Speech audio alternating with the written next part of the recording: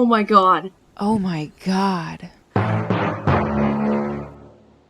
ഞാൻ കണ്ടു വളർന്ന ബ്യൂട്ടി ക്രിയേറ്റേഴ്സിനെ യൂട്യൂബേഴ്സിനെ നമിച്ചൊരു നിമിഷമാണിത്. ഇത് നല്ലൊരു എഫേർട്ടും നല്ലൊരു സാക്രിഫൈസും കൂടെ ആവശ്യമുള്ള സംഭവമാണ് ഈ ലിപ്സ്റ്റിക് സ്വാച്ച്. കാരണം ഓരോ ലിപ്സ്റ്റിക് ഇട്ട് അടുത്ത ലിപ്സ്റ്റിക് ഇടുമ്പോൾ നമ്മൾ നന്നായിട്ട് വൈപ്പ് ചെയ്തേ പറ്റുള്ളൂ, എന്നാലേ ആ കറക്റ്റ് ഷെയ്ഡ് നമുക്ക് കാണിക്കാൻ പറ്റുള്ളൂ. ഈ മൈസെല്ലാർ വാട്ടർ കൊണ്ട് നമ്മൾ ഈ കോട്ടൺ പാഡും വെച്ചാണ് ഞാൻ വൈപ്പ് ചെയ്യുന്നത്. ഈ വൈപ്പ് ചെയ്യുമ്പം ഓരോ തവണയും ലിപ്പ് സ്ക്രബ് ചെയ്യുന്ന തുല്യം നമ്മൾ ഡെഡ് സ്കിന്നും അല്ല, ലിപ്പിൻ്റെ സ്കിന്ന് തന്നെ പോവാണ് ചെയ്യുന്നത്. അത് കാരണം എനിക്ക് 2-3 ദിവസം ഭയങ്കര പുകച്ചിലായിരുന്നു, ലിപ്സ് ബ്രൂയിസായി. അതുകൊണ്ട് ഇതുപോലത്തെ കണ്ടിന്യൂസ് ലിപ്സ് വാച്ച് ഞാൻ ഇനി ഒരിക്കലും ചെയ്യില്ല.